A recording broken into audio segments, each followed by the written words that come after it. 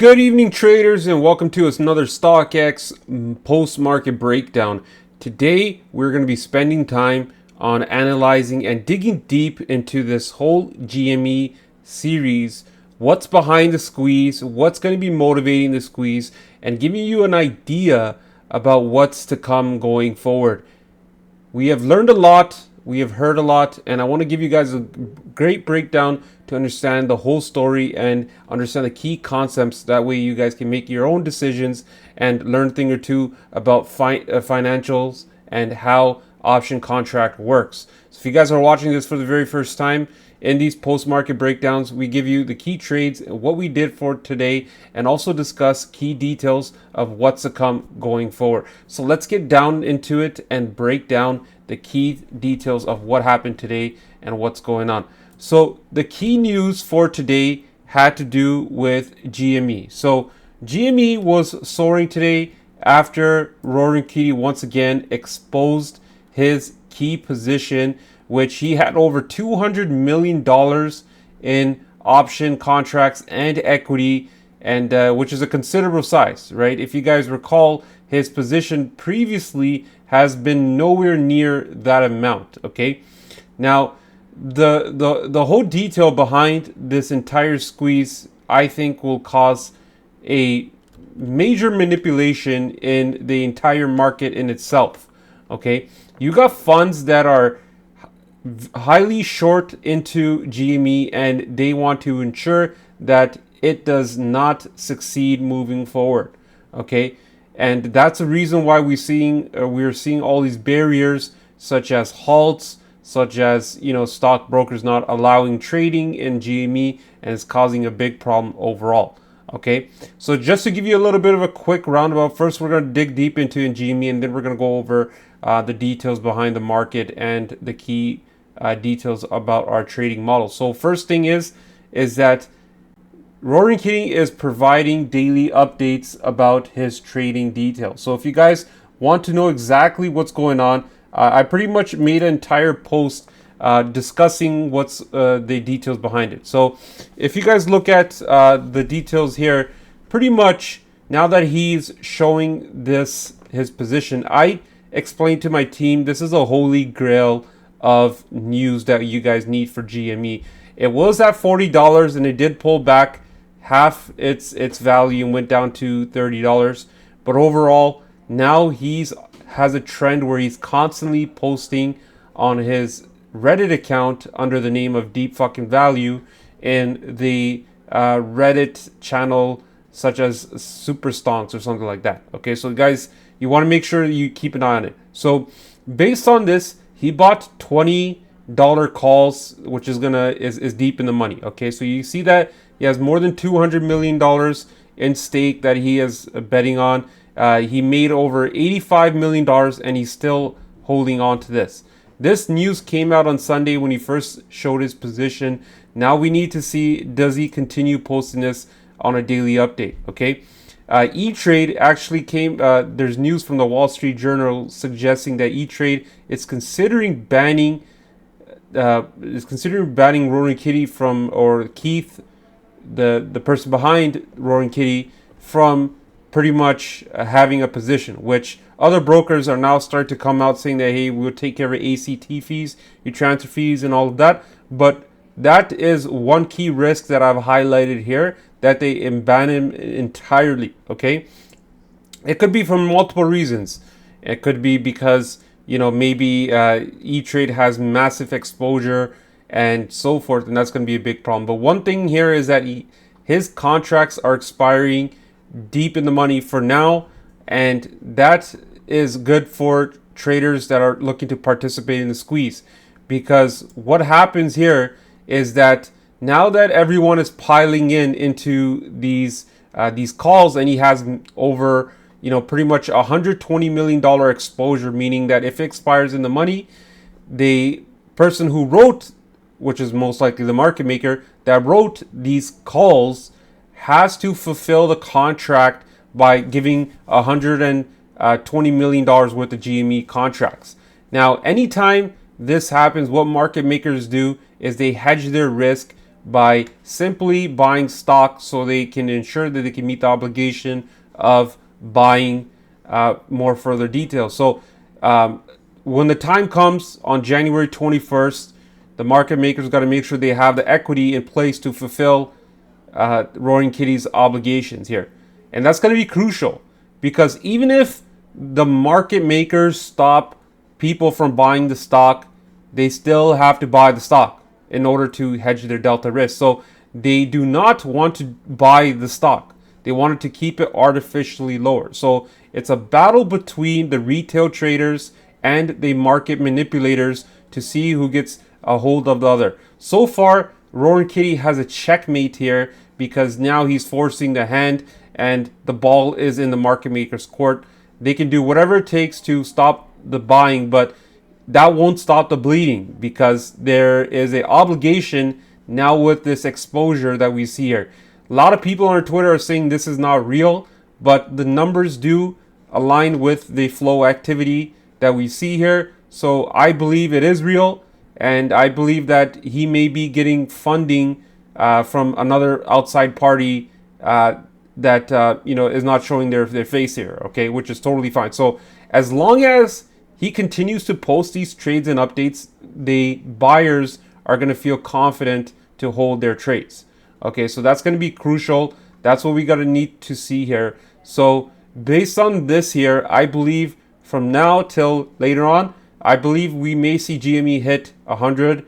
And the news regarding the financing, or basically doing a secondary, is out of question. And GME has earnings happening next week. So that's going to be critical, guys. Maybe he's showing his position because there's huge news that is coming. So that's what we're going to be looking out for moving forward. Okay.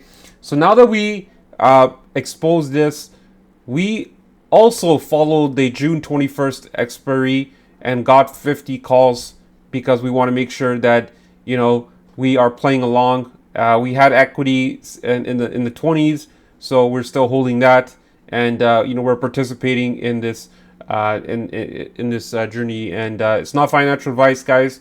Know the risk. This stock has been moving wildly and has been going nuts. Okay, so besides that, this can impact the market, especially if funds start to implode. And you can kind of see here, there's a golden cross here moving here forward. Okay, so for today, pretty much we've seen a very wild market. We opened near the highs, so you guys can pretty much see here. If this is my key levels that I provided, I do it on a daily basis. In the morning, my level 1 bullish is at 53.02. So each level has a specific meaning here. My level 1 represents my gatekeeping level on SPX, which is at 53.02. Basically, it's usually the top of the chop range for the daily action. And you can see right over here that basically the top was 53.02. Pretty much shorting at level 1 bullish can work, especially in the morning. I had multiple meetings today, so I wasn't able to effectively trade throughout the full day, but I managed to come back later on. So this was an ideal short. We call the top with our model.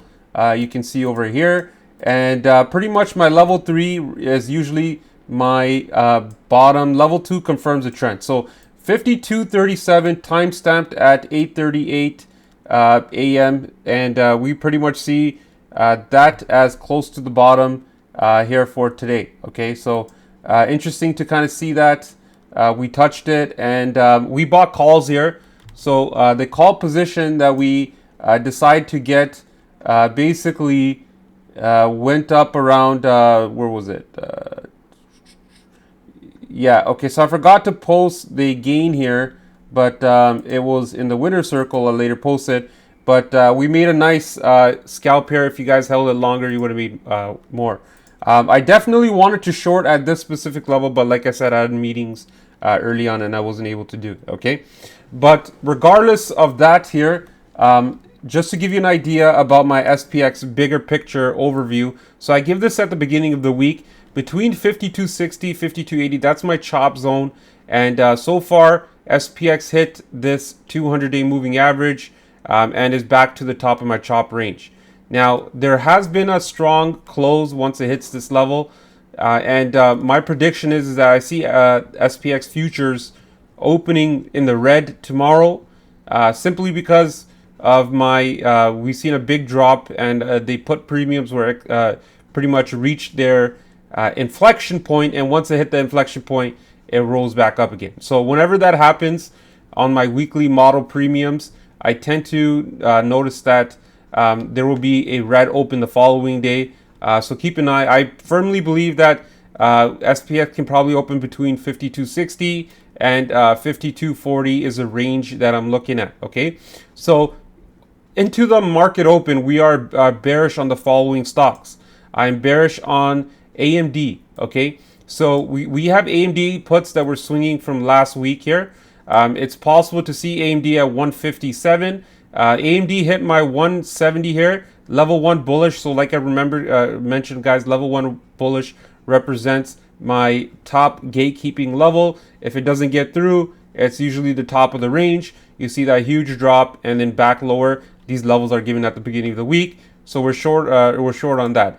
SMCI pretty much is, it hit my level 2 bearish and bounced off right off that. Level 2 confirms the downside trend, so I think it's very possible to see SMCI hit 717. So we're looking to see that as our target between 710 and this key level for breaks at. It could probably go lower, so keep an eye on that. We think ARM is going to be very strong, so we didn't short that, and we're just watching that for now. NVDA, on the other hand, also hit my level 2 bullish inflection point. This is a stock you do not want to short, and they unveiled their chip, new chip that they're coming up with, so it has positive news. I think NVIDIA could probably hit a high of 1165, and the split comes into effect this Friday, so you're going to see NVIDIA definitely divide up. Okay, so my prediction is tomorrow we open lower between 11 on SPX. We see SPX open 52.60, 52.40, and so forth. That's what we're looking at. Tomorrow, key event that you need to know about is you have the JOLTS job openings. Okay, so you got the JOLTS job reports are happening, and expectations are on Wednesday the Bank of Canada reduces their rates. We also got the European rate announcement as well.